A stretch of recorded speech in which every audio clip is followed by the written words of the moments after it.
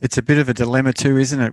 If you're, as a triathlete, you could possibly be training for, a 1500 or a 1900 or a 3.8, or a 500 meter. And there's very few of the races are 50s, hundreds, 200s, Yeah.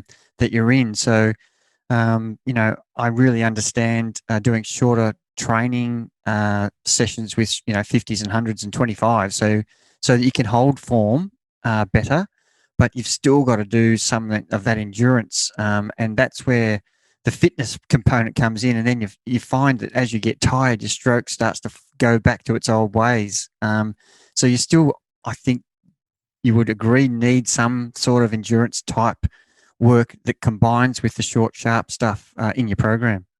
Yeah, absolutely. It's really important. And I had a pro triathlete on, Sam Laidlow. He's based, I think, UK guy based in France. He's front pack of the swim with all of his races by the sounds of it. And he was just talking about every session. He only trains 3 times a week in the pool, but he was talking about every session he wants his arms to fall off. Like he just wants to like blow up to the point where he knows he's had a good workout.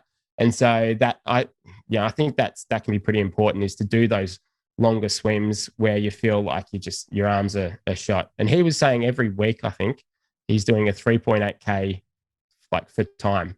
So he's basically doing an Ironman swim every week. I don't know if he's still doing that, but I think he was talking about maybe last year for like months, he would do that every single week. And so by the time he got to a race, he's like, I can do this. It's easy. And so, yeah, absolutely. Those longer distances are so important to do. And if you find that your shoulders, your lats are just cooked after it, it's a good thing, because then you break it down, you'll build it back up, and you'll come back stronger and better the next week. I was just going to say, we do find in runners who do lots of endurance running and strength work that they come and smash their 5K, 10K PBs, and guys who are on the bike who do lots of good 4, 5, 6 hour endurance rides can really ride a good, 20-minute power test. And I can imagine, as long as you're fit in the water, the results will be the same as a swimmer, as long as your technique's, sound.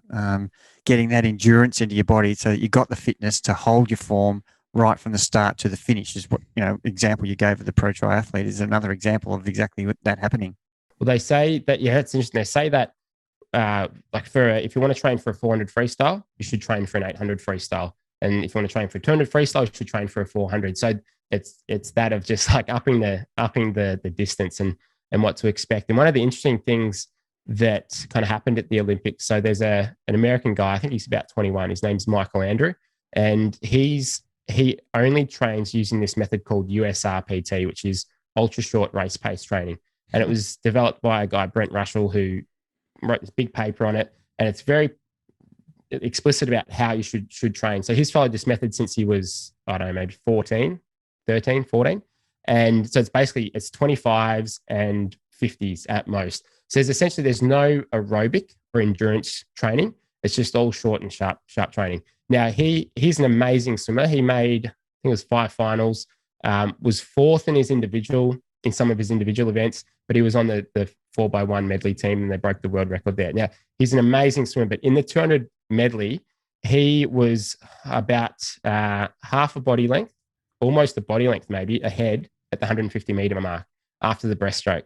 And then he got swamped at the end, and he went a 30-second 50 freestyle for the last 50. Now, that is slow for the last 50 for 200 medley at the Olympic finals. And I mean, and the sort of debate there is, does this training work or not? Well, it works because he's still an amazing swimmer, but it seems as though for that 200 distance, he maybe just doesn't have that endurance capacity to bring it home well, because he just died so bad. So it just goes to what you're talking about.